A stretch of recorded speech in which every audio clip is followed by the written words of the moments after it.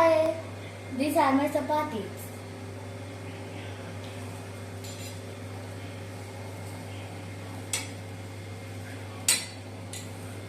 तर आता मी याला जरा गरम ठेवायला करते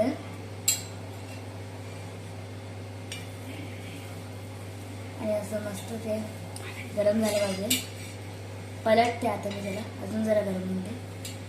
आता परत पलटते. तर एक मिनिट, इट्स रेडी. आणि आता चपाती तयार झाले. आणि गाईज ही प्लेट खूप डिलिशियस झाली आहे. एकदा मी तुम्हाला सांगते. ही घेते.